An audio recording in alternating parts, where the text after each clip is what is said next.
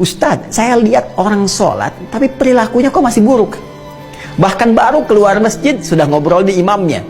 Baru keluar masjid, sudah membicarakan keburukan orang. Ada orang yang sholat, tapi susah meraih kesuksesan. Gagal lagi, gagal lagi.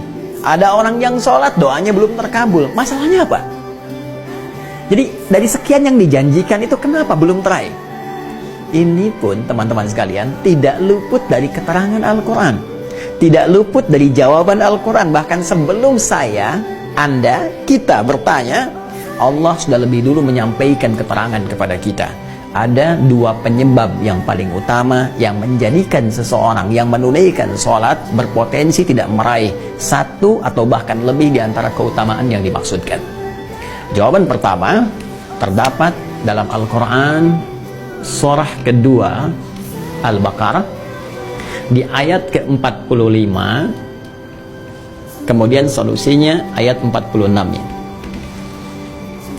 Yang kedua, kita temukan di Quran surah kedua 29. Di Quran surah kedua 29 Al-Ankabut di awal ayat ke-45-nya. Tuh, sama-sama 45 ayatnya, ya, tapi nanti dengan pemaknaan yang berbeda. Baik, mari kita lihat dengan cepat. Apa penyebab orang sholat berpotensi belum atau tidak meraih apa yang dijanjikan ini? Yang pertama, di Quran surah kedua Al-Baqarah di ayat ke-45 Allah menegaskan. Perhatikan kalimatnya. Wasta'inu bis-sabri was-salah. Dan jika engkau punya persoalan dalam kehidupan, terima dengan sabar, itu untuk meningkatkan kualitas hidupmu, dan dengan itu kemudian kau bawa dalam sholat, mintakan solusi kepada Allah. Was-salah, tunaikan sholat, minta solusi kepada Allah. Wa innaha lakabiratun illa 'alal khashi'in.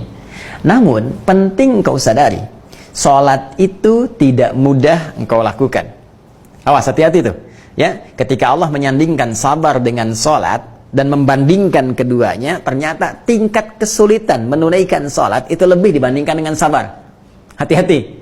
Artinya kalau orang tidak sabar menunaikan sholat, orang tidak serius menunaikan sholat, itu sulit kemudian akan menunaikannya dengan sempurna.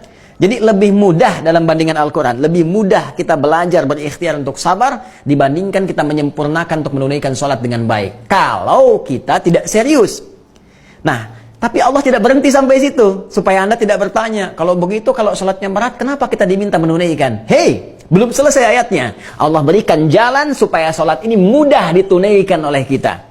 Tapi kalau Anda nggak ikuti jalannya, tetap akan sulit bagi Anda. Jelas, seperti Anda nggak tahu ilmu sabar. Karena nggak tahu ilmu sabar, susah bersabar. Nggak tahu ilmu sholat, ya susah sholat dengan baik. Maka ayatnya kemudian memberikan penjelasan kepada kita, illa 'alal khashi'in, kecuali bagi orang-orang yang khusyuk dalam sholatnya. Jadi untuk menjadikan sholat itu termaknai, sholat itu mudah kita tunaikan, sholat itu benar kita tunaikan, kata Al-Quran pertama, tunaikan sholat itu dengan khusyuk. Ini poinnya, khusyuk. Jadi kalau kita ingin meraih keutamaan-keutamaan ini yang dijanjikan, hal-hal yang tadi dimaksudkan, maka syarat pertama kata Allah, tunaikan dengan khusyuk. Kalau nggak khusyuk, jadi berat sholatnya. Kalau nggak khusyuk, jadi beban sholatnya. Jangankan saat menunaikan sholat, saat dengar azan pun jadi seakan beban. Suara apa ini? Ini kok panggilan tiap hari datang terus? Ya Allah, iman Anda di mana, Cepi?